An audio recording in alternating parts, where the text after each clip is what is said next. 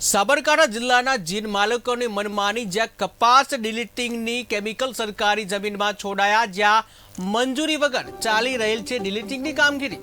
Gujarat pollution control board બન્યું મૂક પ્રેક્ષક, તો વિગતો આપવામાં જીપીસીબીના અધિકારીઓના બહાના।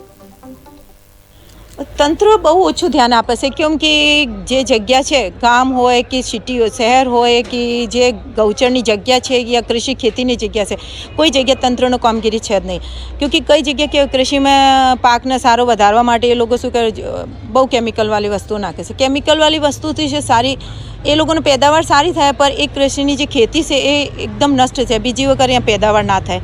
બીજું જીન છે, જીનવાળા એ સારું કેમિકલ બહુ બધું નાખે છે। તંત્રને જે સમય ઉપર રોકવું જોઈએ, એના ઉપર સખ્ત એક્શન લેવું જોઈએ, લેકિન એ કોઈ ધ્યાન આપતો નથી, કોઈ જાતો નથી ત્યાં, કોઈ જોતા નથી, જેમ ચાલે છે એમ ચાલે। આ જે મામલો જે મારી ધ્યાનમાં આવેલો છે, હું ધામડીની અંદર હમણાં થોડા સમયથી જ હું આ પંચાયતમાં ચાર્જ લીધેલો છે, પણ આ જીનિંગવાળા જે ખરેખર કેમિકલ ગૌચરની જગ્યા ઉપર વેડી રહ્યા છે, જે મારા ધ્યાનમાં અત્યારે આવ્યું છે, જે ખરેખર એ ગંભીર મામલો છે।